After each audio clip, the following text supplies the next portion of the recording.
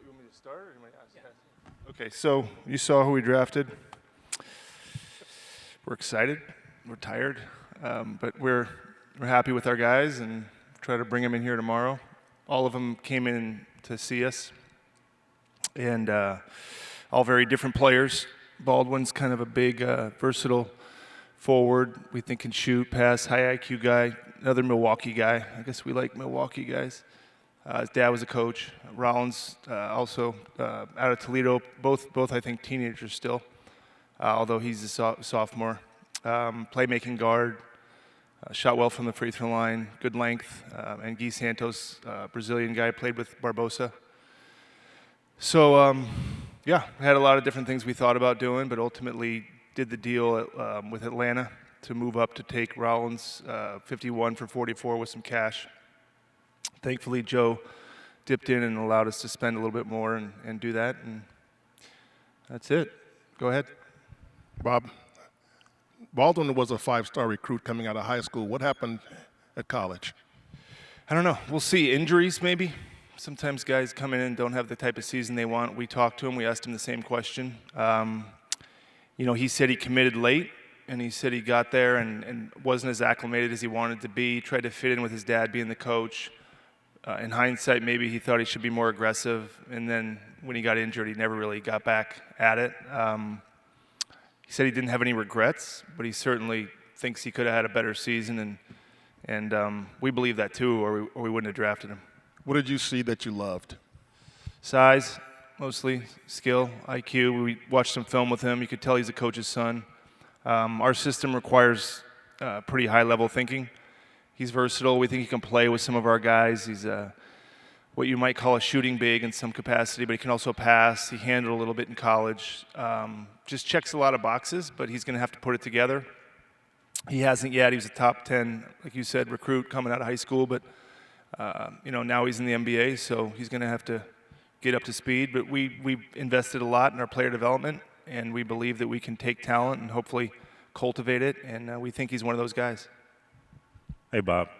The last time you guys were in a position to strive for titles, you guys obviously prioritized winning over development. Now that you guys are striving for titles, how do you balance the winning and the development going into this season and beyond? Yeah, I think every team's trying to balance as much as they can. Certainly we are. As far as how do we balance winning and development, we kind of look at our roster and think that Moody and Kuminga hopefully can be rotation guys for us. Even though they are young, they proved they can play in this league. We hope Wiseman can be another one of those guys. Last year when we drafted the young guys, we thought we could fill out the roster with some veteran minimum type players, and we were able to do that. This year we're hoping to bring back some of our own veteran players. In addition to some other players that are going to be more experienced, and we'll have some open roster spots. So we believe maybe these two guys will be the guys that have to fight the hardest for playing time, but we do think James, Kuminga, Moody can get minutes and play and be rotational guys. And then we've obviously got a chunk of guys coming back that are more experienced. We've got our three guys, and then Poole, Wiggins, and some guys that we think we can hold down the fort. But we do need to add veterans, and we plan to do that in free agency. Hey, Bob, right here. Baldwin said, I think it was about 4 months ago in an interview, that he really values Draymond Green's leadership. Just wondering if that was kind of brought up when you guys talk with him, and if Draymond has already kind of given his take on the pick as well. He was in the room. I don't know if you guys saw on TV. He hasn't really had a chance to study the draft as much. He watched it. He asked who he was after we took him. He said, I want to talk to him. Draymond's pretty engaged and involved, but I don't think he's talked to him yet. But he asked us more, what's he like? What can he do? I said, he plays well with you. He'd be a guy that can stretch the floor, and he's smart. I said, he's the type of guy that, will remember all the plays immediately. Again, being a coach's son, not that it makes a player be a good thinker, but most of them are. They've been around the game their whole life. So Draymond values that kind of thinking player. But he liked it. If he didn't, he would tell me. He has no problem doing that. Rollins as well. We told him a little about him, but neither were that visible of players. One coming out of Milwaukee, one from Toledo, and the other's a Brazilian kid. So we didn't draft guys that were at the forefront of everybody's mind as far as watching college basketball. Couple quick Well, couple quick ones. The Brazilian kid, is he coming over? Do you know yet? Yeah, we got to figure that out. We've been talking about that. We were literally talking about that right now. So we have the option to bring him or not, and we're gonna decide that maybe tonight and in the next few days. We got to look at our roster spots. I would believe, obviously, Baldwin's a first-round pick, and Rollins will, we believe, be on the roster, and Santos is someone we have to decide on. Got you. And then I wanted to ask about Baldwin's ankle. Where is he at? Where is the ankle at this point? And how much do you believe, or does he believe that affected his college season? He think it affected it quite a bit. We asked him kind of when that got hurt, when he injured himself, was he ever able to kind of get it back? And he said no, he was battling uphill most of the time. And as far as now, when he came out here Wednesday or yesterday, or I don't know if it was Tuesday or Wednesday, he came and we had Rick look at him, and he talked about summer league, and he did some spot shooting, but nothing full speed. And he can do some things, but we're not going to put him out there if we don't think he's 100%. So Rick will evaluate him and make that call, and hopefully he can play, and but not at the expense of hurting him. Maybe more in Vegas than in the Kyle Classic, but we'll see after Rick sees him again.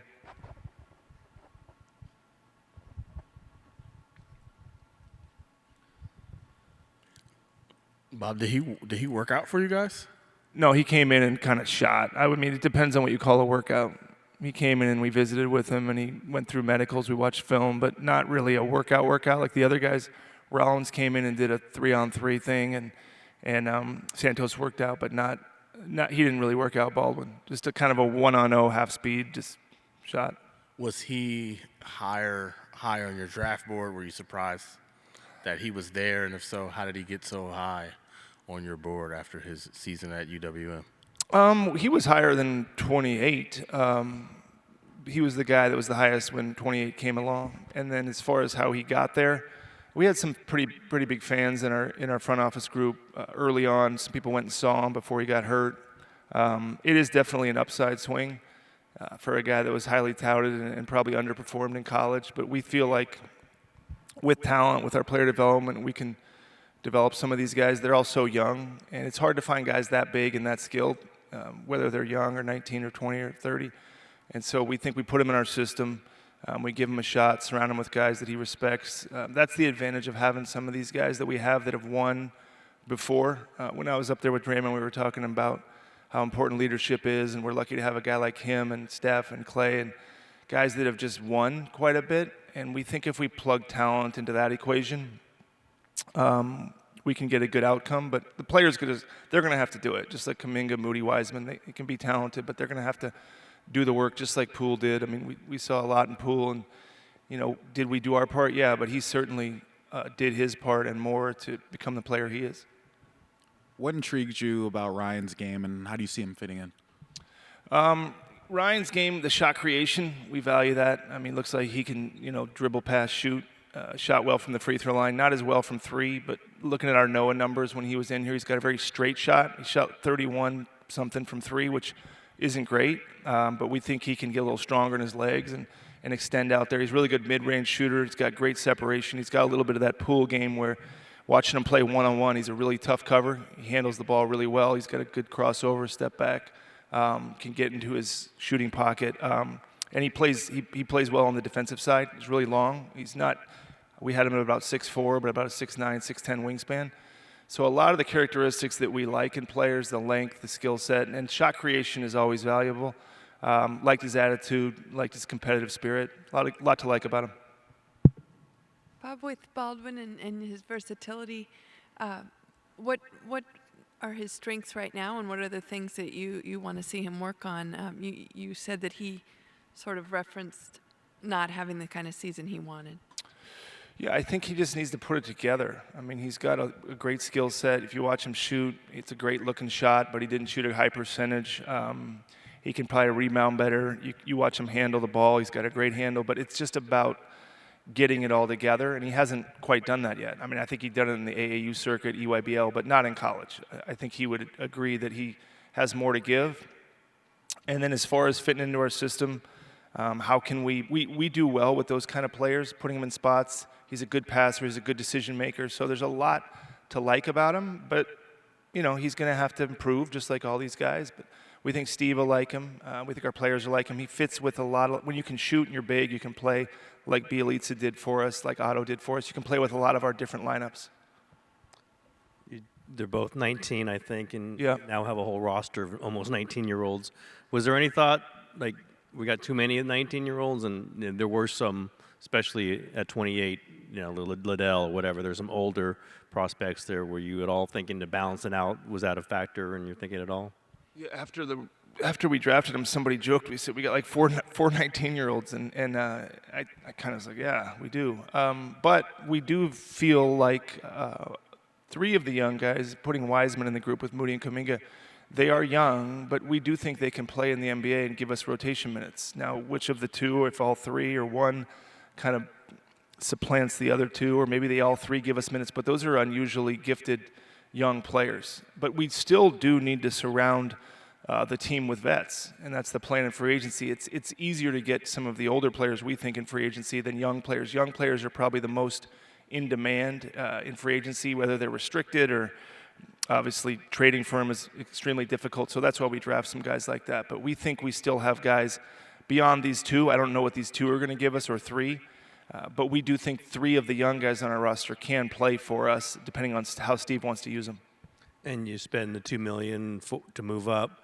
Were you targeting Rollins from a while? Were you? I guess you must have been afraid somebody was going to grab him. And was that a position you think you had to get in this draft?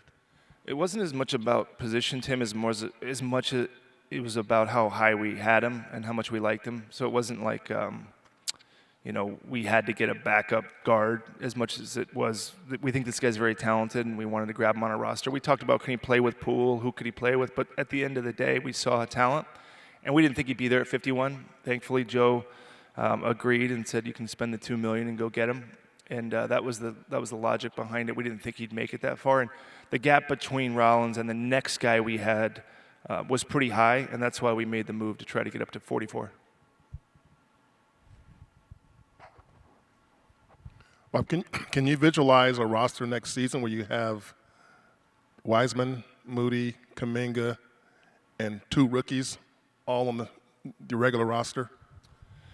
Yeah, I mean, if you go through the roster and you say, separate from this draft, maybe these guys would be in the G League, but we're not going to count on these guys to play. And we didn't really count on Kuminga and Moody to play last year, but by the time the season ended, Steve was playing Moody rotation minutes in the Western Conference Finals. He started Kuminga a couple times in the I think also in the second round against Memphis. So you don't do that. You're not doing that for charity. Those guys earned those minutes. So with that and Steve's trust, we think at least those two have found some place in the rotation. And then Wiseman, we got to see how he does, see how he plays. But we think he's shown that he can find a role. We have to cultivate it for him and make it a little more finite than we did in his rookie year. So you take those three guys and you say, whether they're 6 through 8 or 8 through 10 or 7 through 9, we think they can be part of the rotation. And then you take, the guys that are coming back, Poole, Curry, Clay, Draymond, Wiggins, that's 5. Am I missing somebody that's coming back? Is that it? Of the older guys? I think, so you got those 5 plus 3. So now we think we've got 8 playable players. We're hoping to add 2 or 3 at least in free agency. So now you're talking about what we think could be a rotation of 11. And the youth doesn't mean as much if we add, like we did with whether it was Bielitsa or Porter or Peyton Looney. Those guys are all more veteran. And so if you look at it and you pull back a little bit, we think we've got those 5, those 3, maybe 3 more, and that we think could end up being a pretty decent roster. Especially with some of these guys coming off the length of the season we had, it might be that we need the youth to kind of give some of the guys that have played so many games, like Steph Clay, Draymond, some time to kind of get ready and for the next hopeful playoff run. Just looking ahead to next week, real quickly, given the uniqueness of the center position and what Looney has meant, and if you lose him, what that void would be, do you almost need to have that decided as the first thing of this offseason? Yeah, I mean, we really value him, but we value Gary, we value a lot of the guys, Otto, Bielitsa, D. Juan, they all really helped us. But yeah, we're going to look at it and try to do what we can do. And like I said, free agency, I said it a few days ago, We control what we can control, but I can't control the market. But we certainly want all those guys. We've made that clear to them. We've made that clear to the world. They know how much they mean to us. I think they enjoyed it here. They obviously were all successful in different ways. So we're going to try our best to bring him back, bring all those guys back. And thankfully, with this ownership group, they support that. And we're going to make every effort. And I think we've got, like I said, about 15 minutes and free agency starts.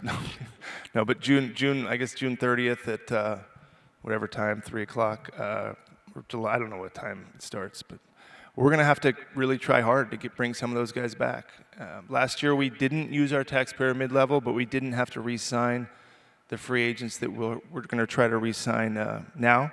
I mean, Peyton was kind of an unknown. Looney we had under contract, but just signing Bielitsa, Porter, and Iguodala wasn't considered any big type of splash, but in hindsight, those guys really all helped us quite a bit in different ways, and they were all minimum players. I don't know if we can actually accomplish that again. Certainly Gary and Looney are not going to be minimum players, and I don't know what the other guys are going to be, and probably none of them will be. So we got to make an effort to bring them back, and if not, we'll have to do our best to find other guys. That's the challenge of free agency, and that's what we're going to try and do. Great. Is that it? Thank you. Cool. Thanks, Bob. Appreciate that.